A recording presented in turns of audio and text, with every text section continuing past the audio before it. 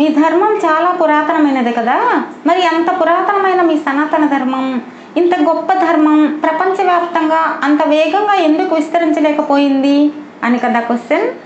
పేరులో ఉన్న విధంగానే మన ధర్మం ప్రప్రథమంగా ప్రపంచమంతా వ్యాపించి ఉన్నదే. నేను ఆధారాలు లేకుండా మాట్లాడుతున్నాను అనుకుంటున్నారేమో. ముఖ్యమైన ఇతర మత గ్రంథాలన్నింటిలో విగ్రహారాధన తప్పు అని ఉంది. దాని అర్థమేమి? ఆ మతాలు పుట్టకముందే విగ్రహారాధికులు ఉన్నట్లే కదా. సులభమైన దారులు వెతుక్కుంటూనో, అధికార దాహం వల్లనో, లేదా తెలియనితనం వల్లనో అందరూ మారుతూ వచ్చి ఇప్పుడు కేవలం కొన్ని దేశాలకే పరిమితమైంది మన ధర్మం. వ్యాపించలేకపోవడం కాదు, కుచించుకుపోతూ వచ్చింది. దీనికి ముఖ్య కారణం కఠినమైన నియమాలు పాటించలేకపోవడం. అంతేకాని మీరు అనుకుంటున్నట్లు వ్యాపించలేకపోవడం కాదు. ప్రపంచవ్యాప్తంగా తవ్వకాలలో బయటపడుతున్న విగ్రహాలు ఏ ధర్మానికి చెందినవో ఆలోచించండి. మిమ్మల్ని మీరే ప్రశ్నించుకోండి. మన ధర్మం విస్తరించలేకపోయిందా, లేక అంతా విస్తరించి ఉన్న ధర్మం కుచించుకుపోయిందా? మీకే తెలియాలి.